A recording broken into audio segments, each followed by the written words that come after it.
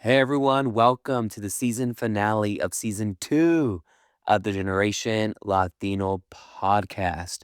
Guys, before we get started, I just want to say thank you so much.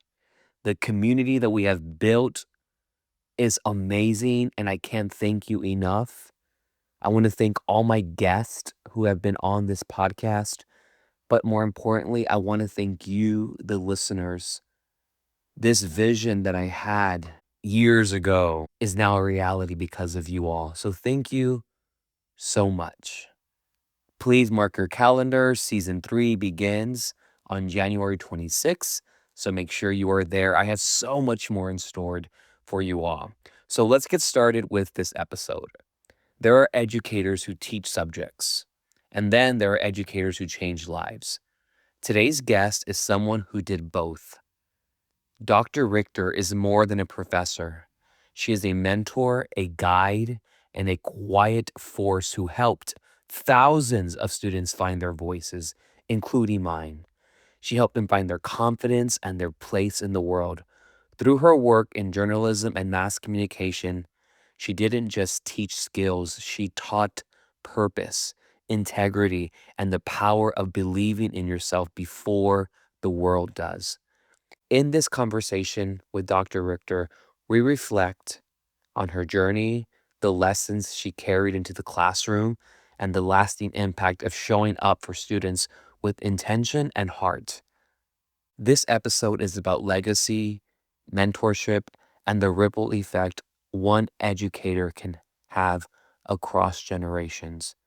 I'm honored to welcome someone who has shaped so many lives, including my own. I would not be here today if it weren't for Dr. Richter. I was a 19-year-old Latino who had never been to college, parents never been, grandparents. I walked in, sat down, and the woman in front of me changed my life forever. She taught me that the impossible was possible. She taught me that my voice mattered. So I hope you enjoy this. This is teaching that transforms, a conversation with Dr. Richter. Hope you enjoy. All right, Dr. Richter, first off, I want to thank you for being on the Generation Latino podcast. I have been trying to get you on for some time, but you're always traveling, you're busy, you're booked, and you're blessed. So thank you so much for being on my podcast. Thank you for having me on. I'm delighted.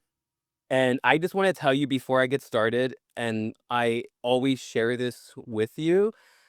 I went into my first college class. It was mass comm. I was 19 years old and I was nervous, I was afraid, and I was excited. But that class for me really changed my trajectory of my life, my college life, my career. You being my professor at 19 years old set me up for success for my bachelor's and now my master's. So I just want to say thank you for allowing me to shine and for being a light for me in a space where I had nothing. So thank you for that. Wow, you're trying to make me cry right off the bat. No, I mean, from the start, I knew you're special and you were going to go far, and you have not, surprised me one bit. So I'm just so happy for you. And for my listeners out there, I took Dr. Richter, I took 4 classes with her. I took mass communications, public relations, news gathering and writing 1, and news gathering and writing 2, in which we went to a fabulous trip to DC and New York. I saw my first Broadway show with her, Anything Goes. I had never traveled that far away from home. Though you were the first person to have me experience that. So thank you for that.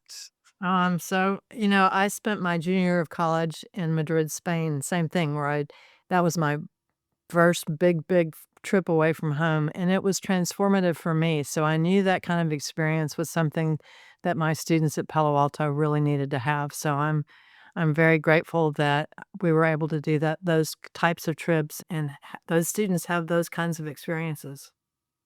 And I have to say this before I ask my first question. You never gave out an A. You had to earn an A. in your class. Yeah, yeah. I didn't I had high expectations, but I helped y'all get there. I think that's the thing is that things that are earned, that aren't just handed to you are more meaningful. And so I think that everyone's capable, but a lot of times people don't realize they have it in them to do what they can do. And so I just let them know that, "Hey, here's where we're headed, and I'm gonna help you get there." But yeah, I'm glad. No A's were handed out, and it was clearly stated on the syllabus. If you missed the equivalent of 2 weeks of classes in a 15-week semester, I was gonna drop you. You had to be in class 'cause you have to learn. You have to be there to learn. You miss too much when you're not there. So I think just having those standards and people appreciated it, and they showed up, and they learned. You learn, and then also too, you understand what it takes to survive in education. Honestly, that's what it was for me. Yeah, and I think too, what I was trying to tell students, because when I was in Austin at the University of Texas getting my PhD, I taught there. I taught the same way at Palo Alto as I did in Austin. And so I knew that if you all were able to take my classes and do well and do the work and show up, that you aren't going to have trouble anywhere you went. You were going to survive and you were going to graduate. In fact, I think one of the best, things that I did at Palo Alto is I got a lot of kids through their associate's program, and a lot of my students went on to get their bachelor's and now, like you, their master's degrees. At least a handful of students I know that have a master's degree. And so you all did it, and you showed people that you could do it. Can you tell us a little bit about your journey into journalism and education? What first drew you to this field? Well, I really thought when I was going to Trinity, I went to Trinity undergrad, that I wanted to be the next Barbara Walters. I wanted to be in TV news and doing what Barbara was doing. And the more I stayed in that field, I realized that's really not what I wanted to do, especially back in the 80s. It was very, if it bleeds, it leads, and just too depressing. And I thought, I can't be in that environment every day. It's going to make me crazy. So I started looking around and I ended up getting a job at the Santa Rosa Children's Hospital. They needed someone who knew how to package stories and who knew how to do television work, broadcast writing for this new telethon they were gonna put on for the children's hospital. So, I was still telling stories, I still knew how to package. Basically, I felt like I was the journalist for the children's hospital. So I did that for 6 years, and I packaged over I think 60 stories, because at least 10 a year, we called them success stories, that aired during the telethon, and I'd interview doctors and nurses and patients and parents and everybody who helped get kids well, and it was a great experience, and 2 of my kids in those 6 years were featured on the national show and got to meet Marie Osmond and John Schneider, the national host, and, that was cool that Santa Rosa got that recognition. And then while I was at Santa Rosa, like you, I went to school to get my master's degree in Incarnate Word. Back then, it was called Incarnate Word College, now it's the University of the Incarnate Word. And so I was working full time and doing my master's at night, and it was tough because you don't have any free time, you're at work, the 8 to 5, and then go to classes and all the homework and reading and writing you had to do. But, I have to say at both places, Trinity and Incarnate Word, I had mentors who really made a difference in my life, and I think that's also it's gonna make me cry, informed how I was with students. So shout out to Sammy at Trinity and Peggy at Incarnate Word. It's gonna make me cry, sorry. No, it's powerful. It's hard to not think about the people who mentored you throughout your journey. And I know for me, there was times when I was like, I can't do this. My grandmother's an immigrant from Mexico. Who am I? And I have to remember, okay, you worked really hard. What would Dr. Richter tell you to do? Get your ass up and get to work. Yeah, and I think that's the thing, it's just having people who believe in you. I agree. Was there a defining moment, Dr. Richter, early in your career when you realized teaching was your calling? Well, it's funny because I really had never considered teaching, and, when I was getting my master's degree, I think this is an interesting thing too. I took that Myers-Briggs, and when I got my results, I'm an ENFJ. It said, "You'd be a really good teacher," and I'm like, "Really?" I've never thought about being a teacher, but they were like, "You're a cheerleader and, you'd be," And I thought, that would be a really good career path because I was in public relations and I was working 24/7, 7 days a week. And I thought, it's not a really good life balance, but if I could get into teaching, maybe I'd have a better life balance. And I did see myself, getting married and having children. I just didn't see how that was going to be possible doing public relations. And so I got my master's degree thinking, "Oh, I'm gonna see what happens," and a job opened up at Texas Lutheran College in Seguin, and I interviewed and was hired, and so I started teaching there. It was hard because your first year of teaching is hard. There's a lot of preparation, and I was teaching 5 classes and advising both the yearbook and the newspaper staff, but I enjoyed it, and again, it was that I think it's that purpose-driven life, that you feel like, "Okay, I'm having an impact, and I'm sharing what I've learned, in school and professionally with the next generation," which I really liked. And it was the dean there at Texas Lutheran who said, "If you wanna stay in academia, you should really consider getting a PhD," and I was like, "Wow, really?" So I applied to UT Austin, got in. I was really conflicted because it meant moving to Austin and, it was a big, big uproot. And a friend of mine, I said, "And God, I'll be so old by the time I finish because the PhD program is normally around 5 years long." And she's like, "Well, how old will you be if you don't do it?" And I'm like, "Wow, she's right. I'm gonna be 35 no matter what." So I often think about that, it's just little things people tell you that really kind of provide the clarity that you need at that moment. So I went ahead and went to Austin, and I was still teaching at Texas Lutheran and going to school in Austin part-time, and after 1 year of driving back and forth from Austin to Seguin, I decided I better focus full-time on school, so I did. And it did, it took me actually 6 years because that first year I was teaching, but 5 years after that, and I finished with my PhD in 1998. Wow. Yeah, I started teaching at Palo Alto in August of '98. So you spoke about this briefly, but how did your own professors or mentors shape the educator that you became? Well, sadly, I had a lot of bad teachers in my life, and I really kind of thought, "I'm not gonna be like that." I modeled myself after, like, the Sammy I talked about at Trinity and Peggy at Incarnate Word, and other teachers, some I had in high school were decent, and so I thought, how can I be more like those teachers who really had an impact on me? And I'm very hands-on with learning.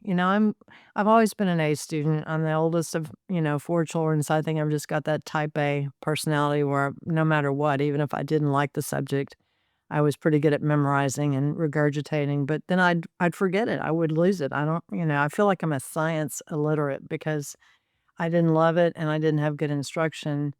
And so thank God my husband knows science because when our daughter had science questions, I could send her to him. But I think it just really, I wanted to model teachers who really had us learn by doing. And so, as you know, my classes were very hands on. And I do think people have different styles of learning, but I tend to be more kinesthetic by doing. And I think students appreciated that because you really learn by doing. And in fact, I went to a lecture recently at the San Antonio Museum of Art, and the artist who'd been creating sculpture since the 1960s, he said, "The work is the teacher. The work is the teacher." And I thought, wow, that's profound because you do learn. I mean, when I send you out to interview somebody, Mhm. and it may be your first time to interview somebody, you're learning how to put together a list of questions. You're learning how to do time management because you got to call them ahead of time and schedule the appointments. And, all these things that you're learning by doing, I think is very impactful. As one of your students, it felt like field work, but it never felt like, "Oh, I gotta go to class." It was like we always knew we were gonna learn something that we were gonna take with us. Even with the amount of pressure that we felt, you knew these were life lessons that would forever go with you. A lot of people don't realize, this is due on this date. How are you gonna get there, And back timing, and I learned that when I worked at Trinity for KRTU, the radio station, where if you have to be on the air by 5 o'clock, what are you gonna be doing at 2 o'clock to be ready by 5 o'clock? So you have to really back up your time, and that served me well my entire life. Dr. Richter, you've inspired thousands of students over the years. What is the most important role a professor plays in a student's life? I just think, again, like I said, being someone who believes in that person. I think there are sadly people in their lives who didn't have parents who gave them that or grandparents or friends. And so if they can come, upon a teacher who can say, "Look, I see the quality in you and I believe in you," that's powerful. Palo Alto is in a specific area in San Antonio. It's in South San Antonio. How do you approach teaching students from diverse backgrounds, especially those who may not have seen themselves represented in media or in academia? Like I told you, I taught at Palo Alto the way I taught at UT Austin. People are people, and you just have to set the standard, and you have to let them know that you're going to help them achieve what they need to achieve to be successful. And I think also, one of the things that I think teachers and parents can give their children that's really, really valuable is optimism. Like, things may be bad. And the first draft of your story may not have been great, but I know that it's gonna be better. Optimism, I think, is a really good trait for, parents and teachers to give to students because sometimes times can be hard, but I always believe that they're gonna be better. When times are bad, it's like, I really do have faith that they're gonna be better. What values did you hope students would carry with them long after leaving your classroom? That's a good question. I just think again, I hope they have developed a faith in themselves to know that if they put in the work, if they did the hard work, that they would achieve what they wanted to achieve. But, sadly, the good fairy doesn't come and wave the wand and boom, you're the superstar. You have to put in the work. And I think the time management, the dedication, the work ethic to not just be lazy, but to really put in the work and get what needs to be done done. I really hate people who make excuses, because that's lazy, and not taking responsibility for your own actions. That it really drives me crazy. Students who had the talent, who had the intelligence, and for whatever reason, they would sabotage. And I don't know what was, and I would talk to 'em about it and say, "I really don't know why you're doing this to yourself, but you need to cut this." I can attest to this, but lazy students did not make it in your class. But you taught a lot of students lessons over the years. But what was the biggest lesson your students taught you over the years? Stop and laugh and be joyful, you don't have to be so serious, you can lighten up. Looking back, what moments in your career make you most proud? I think, now looking back and seeing my students who are successful around town, I have a student who's a reporter for Channel 5, Michael Jimenez. He's on the air. I have students like Laura who are teaching, next generation of teachers. I have students like you who have their own show. That's what gives me great joy is just seeing students succeed and do well. And one of my students, she's doing marketing and PR for Goodwill. Before that, she was with the Red Cross. Another student, she came into my office. She's a first generation also. Her mom was raised in, born in Mexico, came here. She was a 4.0 student, super smart, hard worker. She also went on the trip to DC and New York, but not your class. And when she came into my office, she at the time, she wasn't a communications major, but I did some advising with her, and when I saw her GPA and, what I said, "What do you wanna do?" And she said, "Well," you know, I said, "Have you ever thought about going to UT Austin?" She's like, "I think about it every day." And I said, "Well, you gotta go."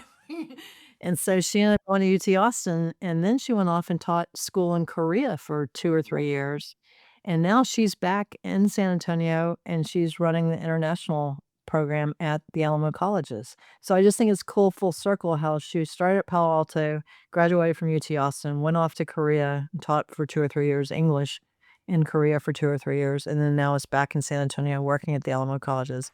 Other students of mine also work at Alamo colleges, and so that's fun. You have a lot of very successful students, I must say. I wanted to ask you this question. How has journalism and mass communication changed since you began teaching? And what is exciting for you most about those changes? When I started teaching at Palo Alto, I had to build the entire Mac lab because there was nothing set up for students, and so we at the time, as I said before earlier, we were still, I wanted to make sure that students could have the experience of publishing and putting their work out for the world to read. And so we, from the get-go, that started off in fall of 1998, and twice a semester at midterm and at the end of the semester, we would put out this issue. So we went from paper, first of all, I had to build when I say build, I had to, assemble all the computers, the printer, and teach students how to do that. And then, of course, during my tenure at Palo Alto, I was there for 22 years, it became a digital world. People stopped picking up things printed on paper, and if it didn't exist on the phone, then it didn't exist. So we transitioned to digital, but from the get-go, I was having students learn web design, even just a minuscule piece of it, and you got that, to put your stories. So I wanted students to have that experience of creating web pages so that and again, that's another skill to put on your resume to say, "I know how to do photography, I know how to do the web design." So all that was great for students, I think, in the long run.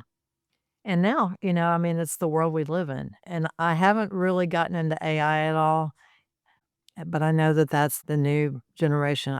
What makes me sad is that it really is bad for the environment because it does take a lot of energy. I don't think people realize the type of energy drain that AI requires, but we're not going back. That's where it's headed, so we gotta learn. In fact, I have a friend's son who is creating videos right now just using AI. It just blows me away. I've seen a couple of them, and you don't know. You can't tell the difference between a real person and the AI generated person. That's true. Well, at least you're not in denial of it because I've spoken to some people and they're trying to brush away from it. And like you just said, that's just where we're headed. We're not going back. Yeah, and I do think if we can figure out how to harness it for the good, you could argue that the internet, there are dark places on the internet, as we know. But I think overall, it really can be used for the good. Like you said, you have people watching your show from all over the world. Same thing for my blog. It blows me away when I look to see it's like, wow. And I actually took, I don't know, Peter Myers. Did you ever take his history class at Palo Alto by chance? He would have his students do oral histories. And so we did a story on the Pulse about that, and I thought it was cool. And so I just took his class for fun one summer and ended up doing an oral history with my mother-in-law who grew up in the Depression, and so he would have people interview people who had lived through different parts of history, like the Vietnam War or Mm. civil rights or whatever, and so my mother-in-law I interviewed because 'cause she'd grown up during the Depression, and I put that he would have his students, like I would put their work out on the internet for people to read. I could not believe the number of people who contacted me because my mother-in-law's brother had been in World War II, and they were doing a search for his name, I guess, and they were like, "Whatever happened to Malcolm?" And that's the beauty of the internet is that it really can connect people and I think be used for the good. And the beauty of storytelling ultimately Well, is exactly. is Yeah. what that is. You've had a lot of success, but what were some of the biggest challenges you face as an educator and how did you navigate them? Wow.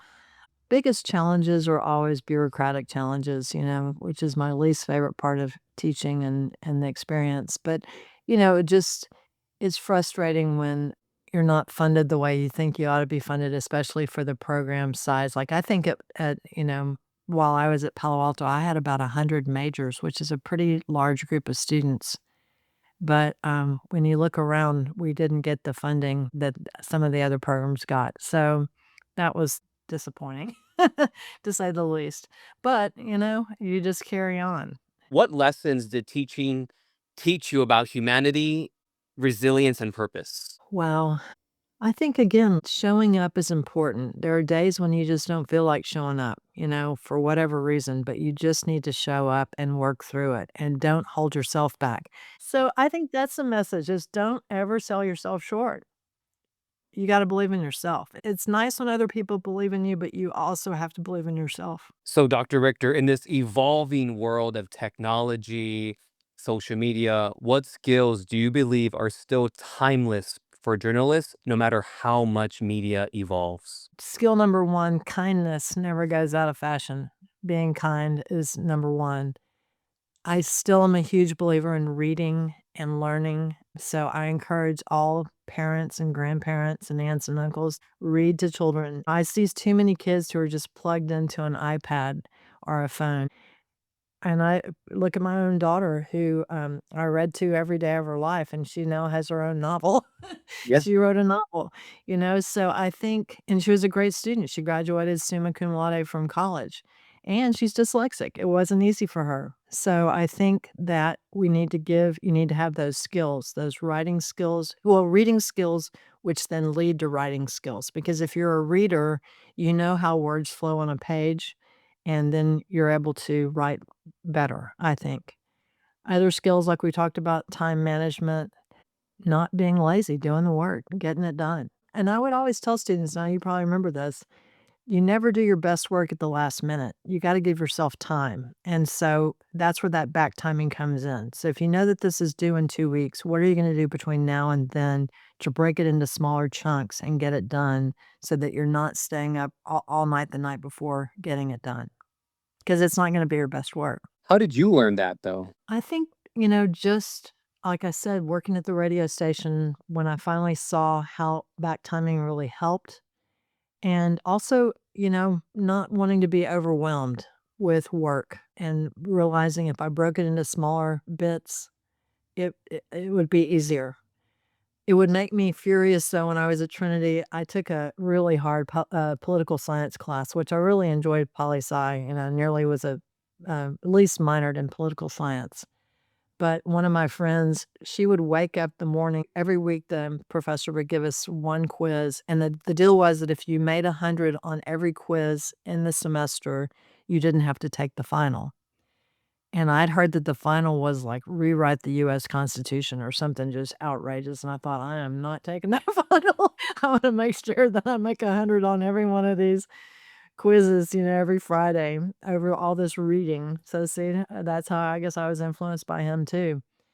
So all week long, I would break that massive amount of reading into chunks, and I would read it, I'd highlight it, I'd write notes, I'd study it, and I did ace every one of those tests. But my friend would wake up Friday morning before the quiz, read the chapter once, and go in and ace it. And I'm like, damn, I wish I had that, but I don't. So you also have to figure out how you learn best. And for me, it's a multi-step process. I have to read, I have to highlight, I have to, again, that kinesthetic, I would write what I thought was important down so that when you're writing it, it kind of goes into your body. And then I go back and study that. If I really want to learn something, I have to really work at it. That's how I learned. So a lot of my listeners are first generation Latinos, first generation working in a professional field. What advice would you give to students who doubt themselves or feel that they don't belong in academic or professional spaces? You do belong. I Yeah. think the thing about education, and people say this, it's like that is something that can never be taken away from you because you're gonna be a more interesting, a more well-rounded person. You may not love philosophy or whatever, but taking those classes are gonna teach you about the world and also about yourself. And so I think that it's a really good thing to have that exposure, even if you don't wanna become a historian or if you don't wanna whatever, speak, I don't know, I just think having those experiences, being exposed to a core curriculum, as they say, or the humanities especially, it's gonna teach you about how to be a human and how to be a better human. And so I really feel like we need more of that, where we learn from the past, we learn from our mistakes, and how are we gonna get better? So, I think culturally, education needs to be supported. I know a lot of times it's not. It's like, "Get to work," You gotta get to work. And you do and people do need to work, and support themselves, but I do think that it's necessary for people to learn about what it is to be human, and school helps you do that. Classes help you do that. I agree. And as the queen of journalism, for those considering careers in journalism or education today, what should they know going into it?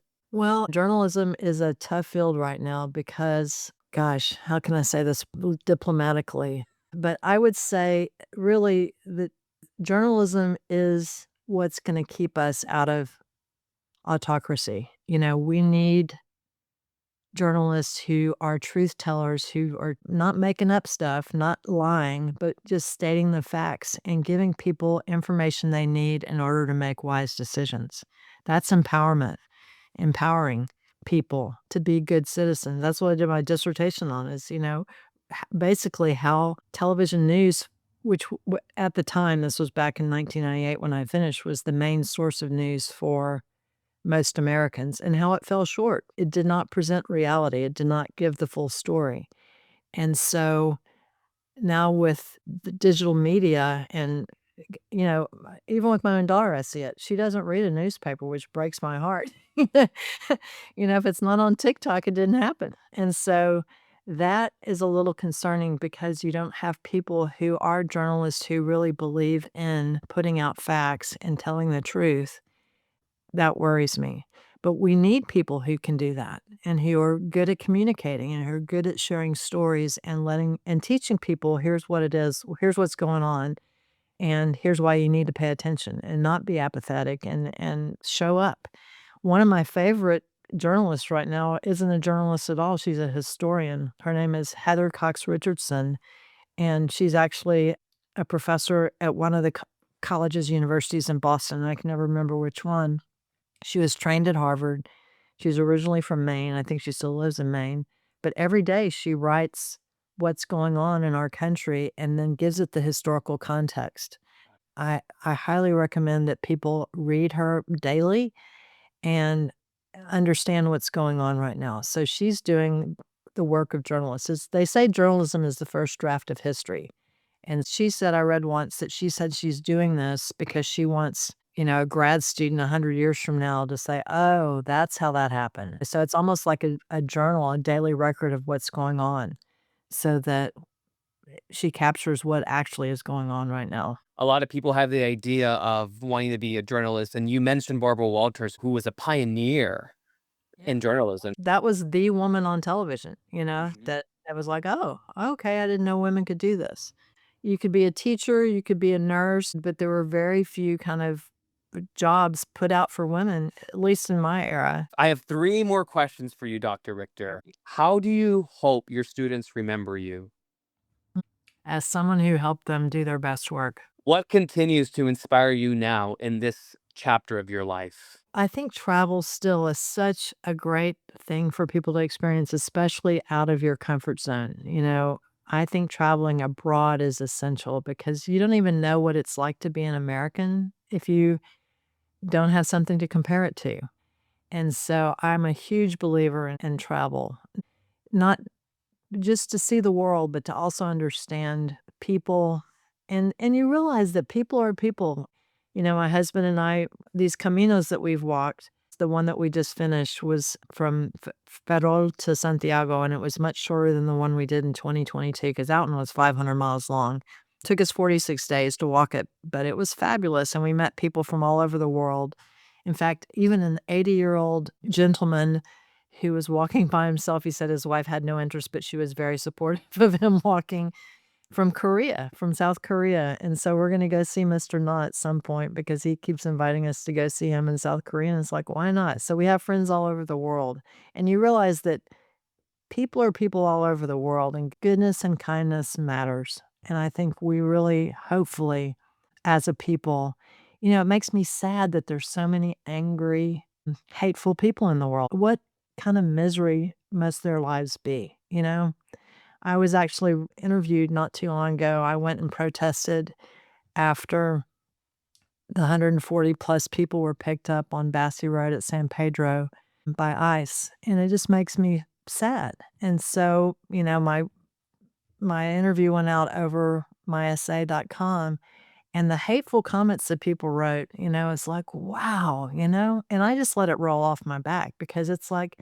they're already living in their own little hell. It makes me sad for them that there can be so many just unhappy, hateful people in the world. And I go back to what Jesus said, it's love one another. That is the main message, the goal of this lifetime is to love. I agree. And before I ask you this last question, as I've said before millions of times, thank you for inspiring me to dream bigger than I could have ever imagined in my life. Again, I was this little Latino 19-year-old walking into a class that I had no idea. I had no idea. My parents have a high school diploma, and I had no idea the doors that were about to open up when I sat down in your classroom. So thank you so much for truly being an inspiration to me. And I tell you this off record all the time. The work that you have done and the imprint that you've left in your students to continue to thrive and just understand that there are no limits. That is me.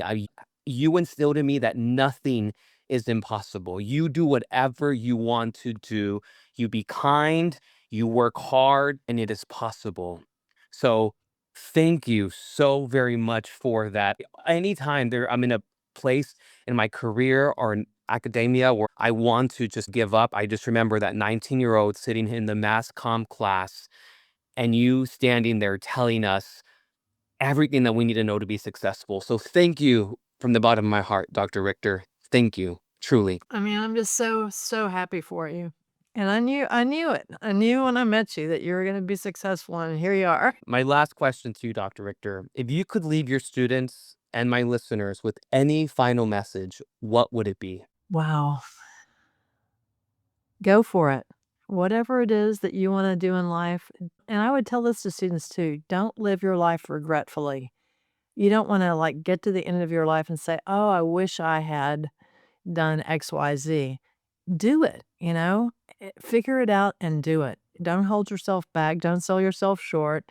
Just go off and do it, you know? And really give yourself time to figure out what that is. If it's traveling, I've always wanted to, or I wanna cure cancer, or I wanna, whatever it is, just really, what is it, what is your purpose in this lifetime? Figure it out and then go do it. And do it with kindness and with joy and with love as well, you know? You gotta work hard, but like my students reminded me, you gotta stop and laugh. I agree. Well, Dr. Richter, I hope that you have an amazing holidays. I think you're traveling, right? You're going to be traveling soon? I'm gonna be traveling with my 90-year-old mother to go visit her 2 best friends, her childhood friend, who was actually the maid of honor in her wedding, and then her college friend, and then I'll take her back home to my hometown after Christmas, but yeah, so travel is good, and then I'm gonna go visit a good friend of mine from graduate school in Austin. She lives in Baton Rouge, and then we're gonna go spend a couple of days in New Orleans and have a little girls' trip and celebrate her 70th birthday, so Wow. Well, thank you for being on my podcast. I love you. I love you too, and I'm just so happy for you, and thank you for getting out here and sharing you with the world and sharing your knowledge and spirit with the world. Thank you, Dr. Richter. I love you. Love you too.